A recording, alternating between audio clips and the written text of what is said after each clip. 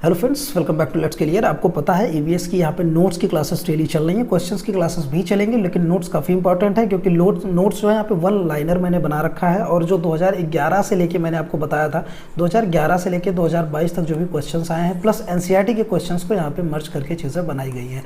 अब एक बार पढ़ के देखिए, आपको नोट्स ज़रूर से ज़रूर अच्छा लगेगा और चाहे जहाँ से आप कंपेयर कर सकते हैं। तो कल मैंने कुछ यहाँ पे चीज़ें बताई थी, 10 से 12 मिनट की वीडियोज़ रोज़ आपकी होने वाली हैं।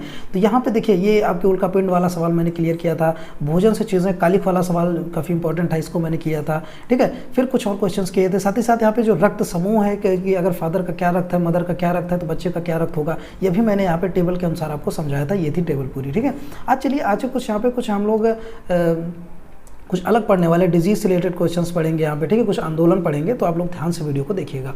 चलिए यहाँ पे स्टार्ट कर लेते हैं। सबसे पहले देखिए एक्चुअल में है क्या यहाँ पे जो कथन, पहले यहाँ पे देख लेते हैं बॉइलिंग से रिलेटेड यहाँ पे कुछ क्वेश्चंस है। तो बॉइलिंग वाले जो पहले क्वेश्चंस है, बॉइलिंग आप जानते होंगे, बॉइलिंग मीन्स उबलना, बॉइलिंग का मतलब होता है उबलना यहाँ पे। ठीक है, तो यहाँ पे कथन कहा जाता है इनको हिंदी में। ठीक है, तो बॉइलिंग और वाष्पीकरण को इवापोरेशन कहा जाता है। में अंतर ये होता है कि वाष्पीकरण किसी भी तापमान पर हो सकता है। वाष्पी मीन्स इवापोरेशन कहने का मतलब ये है कि भाप बनना। तो भाप अगर देखिए 100 डिग्री सेल्सियस आपका किसका होता है, बॉइलिंग पॉइंट होता है 100। जब 100 डिग्री सेल्सियस आपकी गर्म हो जाएंगी चीज़ें, कोई चीज़ आप उबालने के लिए जब गैस पे रखते हो तो 100 डिग्री तक जब वो जाता है, आप नापते हो नहीं, लेकिन जब आप उसको नापोगे ना तो 100 डिग्री सेल्सियस जाता है, तभी वो गर्म होता है।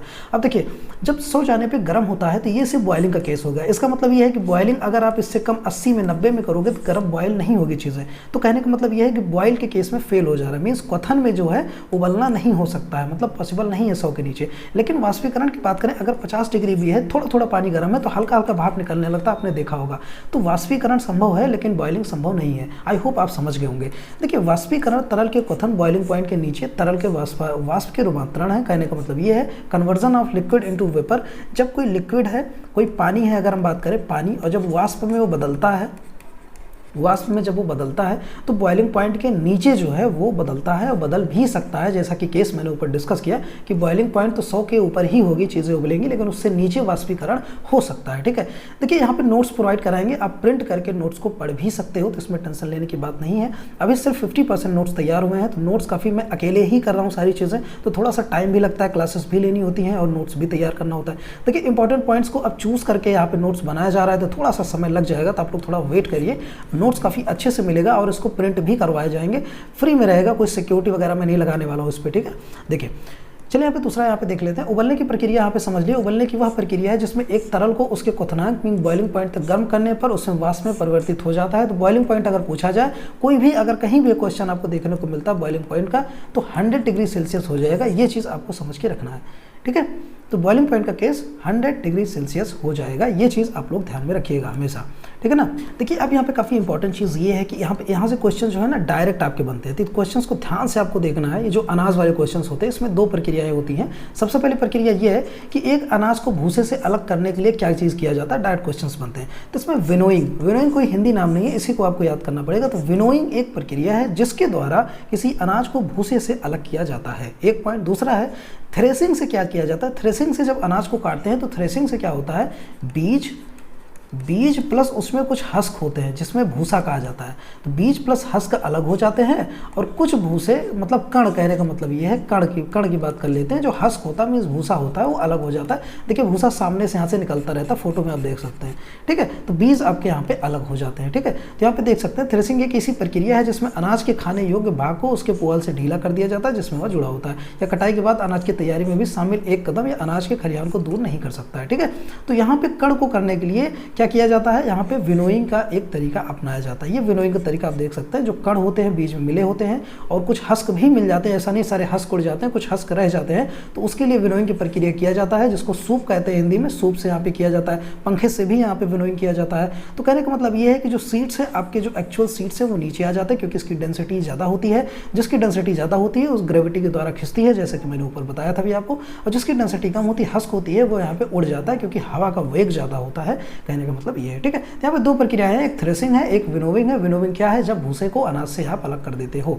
ठीक है, अब आप यहाँ पे समझ गए होंगे। अब यहाँ पे दूसरा एक पॉइंट और देख लेते हैं। देखिए सारी चीज़ें ना वन लाइनर में है, तो इससे आपको समझने में भी कोई दिक्कत नहीं होने वाली है। फिर इसके बाद डिजीज को समझते हैं। देखिए ग्रामीण क्षेत्रों में कीड़े को दूर रखने के लिए गाय के गोबर का उपयोग झोपड़ियों के फर्श और दीवारों को कोट करने के लिए किया जाता है। कोट मीन्स लेपना। लेपना। अब देखिए जो आज के लोग हैं वो समझ नहीं पाएंगे एक्चुअली में, पहले गांव में होता क्या था ना, जैसे मान लीजिए कोई हट है, झोपड़ी है, ये घर है, ठीक है, ये जो है घर आपका बन गया, ये घर है। तो जो ये घर होता है ना, इसमें क्या करते थे, इसमें लिपाई होती थी, घर में लिपाई होती थी, किससे, गोबर से लिपाई होती थी। और जो गोबर से लिपाई होती थी, गोबर की लिपाई से फ़ायदा ये होता है कि चीज़ें आपकी ठंडी होती है, जो घर होता है ना ठंडा, जिसको कि थर्मल इंसुलेटर के रूप में भी काम करता है। ये क्वेश्चन आएगा, आपको ध्यान में रखना है कि थर्मल इंसुलेटर के रूप में काम क्या करता है, तो ये चीज़ आपको बताना है, गोबर, ठीक है। देखिए कीड़े भगाने का भी काम करता है, गोबर कीड़ों के लिए भी यहाँ पे फ्रूटफुल है, कीड़े नहीं आते थे। यहाँ पे जो मैंने बात किया कोट मतलब लेपना, लेपना आजकल प्लस्तर का नाम सुनते हैं ना, प्लस्तर किया जाता है, तो यहाँ पे लेपित किया जाता था घर को, प्लस्तर वगैरह नहीं होता था, मतलब नीचे भी फर्श पे भी और यहाँ पे जो दीवार होती थी यहाँ पे भी लेपित किया जाता था। तो यहाँ पे दो क्वेश्चंस बने, सबसे पहले गाय का गोबर इस्तेमाल होता है किसके लिए, झोपड़ियों बनाने के लिए, फर्श और दीवार को कोट करने के लिए, इससे कीड़े दूर रहते हैं, साथ ही साथ थर्मल इंसुलेटर मीन्स घर को ठंडा रखने में भी मदद मिलती है। अब बात चलते हैं डिजीज़, बीमारी काफ़ी इंपॉर्टेंट है, इसको ध्यान से देखिएगा। देखिए जो डिजीज़ के क्वेश्चंस है ना, ये बराबर पूछे जाते हैं, हर साल पूछे जाते हैं। देखिए यहाँ पे एक एग्जांपल पहले लेते हैं, फिर डिजीज़ के चार्ट को समझते हैं। देखिए एक कहानी के माध्यम से, मीरा, एक कोई मीरा है, वो तले हुए भोजन करती हैं, कार्बोहाइड्रेट्स की मात्रा जिसमें ज़्यादा होती है। जब कार्बोहाइड्रेट्स की भरपूर आहार आप लेते हैं तो इसमें क्या चीज़ें होती है, मोटापे का शिकार होने का कारण होता है। एक क्वेश्चन यहाँ से बन गया, ठीक है। वहीं पे एक दूसरी लड़की है दिव्या, दिव्या क्या करती है, आयरन की कमी वाला आहार करती है। आयरन किसमें बनता है, आयरन हरी जो सब्जियां होती हैं, हरी, ठीक है, जो हरी सब्जियां होती है उसमें आयरन की मात्रा ज़्यादा पाई जाती है, कुछ दालें हैं उसमें भी पाई जाती हैं। तो आयरन की कमी वाली भोजन लेने से एनीमिया का विकार हो जाता है। ये क्वेश्चन डायरेक्ट बनता है कि एनीमिया का विकार किस कारण होता है, तो आयरन की कमी के कारण होता है। आयरन के फूड्स के कुछ आप नाम लिख सकते हैं, हरी साग सब्जियां, दालें, ठीक है। अब देखिए विटामिन के कुछ चार्ट्स आपको मैं बताने और जितने भी विटामिन हैं आपके क्वेश्चन सब कुछ यहाँ पे कवर हो जाएंगे आपके, ठीक है। चलिए यहाँ पे देख लेते हैं, ये रहा विटामिन का पूरा चार्ट, ठीक है। थोड़ा सा आप क्वालिटी को एचडी कर लीजिएगा जिससे आपको समझने में यहाँ पे मदद मिलेगी, ठीक है। चलिए विटामिन ए की अगर हम बात कर लें तो विटामिन ए एक्चुअल में रेटिनॉल इसको कहा जाता है। तो विटामिन ए का देखिए यहाँ पे फंक्शंस क्या है और डिफिशियंसी इससे डिजीज़ क्या होती है और कहाँ कहाँ से हमको मिल सकता है, सब कुछ डिस्कस करेंगे। तो विटामिन की अगर हम बात करें तो विटामिन में रेटिनॉल कहा जाता है। विटामिन ए ये पाया जाता है लीवर ऑयल में, फिश ऑयल में, कैरेट में, मिल्क में मीन्स दूध में, कैरेट मीन्स यहाँ पे आपका गाजर हो गया, फिर कुछ फ्रूट्स में पाया जाता है जैसे पपाया और मैंगो में पाया जाता है, ठीक है। देखिए इसमें फंक्शन क्या होता है, विजन एंड ग्रोथ, देखने में आंखों की रोशनी के लिए काफ़ी इंपॉर्टेंट होता है और बढ़ने के लिए शरीर की जो ग्रोथ है उसके लिए इंपॉर्टेंट होता है। इससे कमी क्या होती है, अगर मान लीजिए आपने ये सारी चीज़ें नहीं बराबर मात्रा में आप ले रहे हो तो कमी क्या होती है विटामिन ए के कारण, नाइट ब्लाइंडनेस, ठीक है, आपको देखने में दिक्कत होती है। ज़ीरोफ्थैल्मिया ये एक डिजीज़ होती है, ये भी आँख से रिलेटेड होती है, ठीक है। एक डिजीज़ यहाँ पे और होती है तो आपको ये समझना है, ये स्किन डिजीज़ होती है, ठीक है। केराटिनाइजेशन यहाँ पे होता है, ये जो है केराटिन समझ लीजिए आप, जो स्किन डिजीज़ होती है तो इससे जो है ग्रोथ स्किन में भी डिफेक्ट आते हैं और ज़्यादातर इससे जो डिफेक्ट्स होते हैं वो नाइट ब्लाइंडनेस यानी कि आँखों के जो है यहाँ पे मोतियाबिंद, कहने का मतलब ये है इसकी दिक्कत होती है विटामिन ए से। किसमें पाया जाता है, चीज़ हमने बता दिया। विटामिन बी की अगर हम बात कर लें तो इसको थाइमीन कहा जाता है। थाइमीन जो है विटामिन B1 कहते हैं एक्चुअल में, विटामिन B1 होता है। ये किस में पाया जाता है, ईस्ट हो गया, मिल्क में, दूध, सीर में, दालों में, ग्रीन वेजिटेबल्स में, लीवर में एंड पोर्क में पाए जाते हैं, ठीक है। देखिए फंक्शंस क्या होते हैं, coenzymes in the form of thiamine, pyrophosphates in the glycolysis. यहाँ पर समझने की ज़्यादा कोई इंपॉर्टेंट बात है नहीं, बस इतना समझिए सोर्सेस मिल्क में, दालों में, कुछ वेजिटेबल्स में पाई जाती हैं। इससे दिक्कत क्या होती है, बेरी क्या दिक्कत होती है इससे, बेरी एक यहाँ पे डिजीज़ होती है जो इसमें दिक्कत देखने में आती होती है। ये बेरी आपके नर्व डैमेज करने की बात होती है, जैसे कि दिमाग में जो है चीज़ें दिक्कत आ जाती, कहने का मतलब ये है, ठीक है। अब देखिए विटामिन B2 क्या होता है, इसको राइबोफ्लेविन कहा जाता है। विटामिन B1 B2 में क्या होता है कि ये पाया जाता है सोयाबीन में, जो सोयाबीन्स होते हैं उसमें पाया जाता है, ग्रीन वेजिटेबल्स में, हरी साग सब्जियों में पाया जाता है, ठीक है, ब्रेड्स में पाए जाते हैं। फिर से आप बात करें एग मीन्स अंडों में पाए जाते हैं, जो वाइट एग्स होते हैं उसमें, मिल्क में पाया जाता है, ठीक है। तो यहाँ पे अगर हम बात कर लें फंक्शंस क्या होते हैं, ठीक है, फंक्शंस ना समझ के हम लोग यहाँ पे डिफिशियंसी समझ लेते हैं। एक्चुअल में डिफिशियंसी डिजीज से क्या हो सकता है, विटामिन B2 से यहाँ पे चिलोसिस यहाँ पे चिलोसिस एक डिजीज़ है, ये यहाँ पे होने की संभावना हो जाती है, ठीक है। अब देखिए यहाँ पे देखिए licence of corner of mouth में किनारे जो है आपके, जो माउथ की किनारा होता है वहाँ पे कट जाती है, वहाँ पे सफ़ेद कलर की यहाँ पे डिजीज़ होने लगती है ना। लिप्स में आपकी दिक्कत है, लिप्स फटने लगते हैं, टंग में डिजीज़ मतलब होने लगती है, कहने का ये मतलब है। तो ये जो है चीज़ें इसकी विटामिन B2 से यहाँ पे होने लगती हैं चीज़ें, ठीक है। विटामिन B3 की बात आती है। विटामिन B में कई सारी विटामिन है, एक चीज़ आपको ध्यान में रखना, इससे टाइप क्वेश्चन बनेगा, विटामिन में कितने टोटल B के कितने विटामिन होते हैं, तभी उसको हम बताते हैं। लेकिन उससे पहले B3 जान लीजिए, दालों में पाए जाते हैं, हरी साग सब्जियों में पाए जाते हैं और किडनी में और लिवर में पाया जाता है आपका, ठीक है।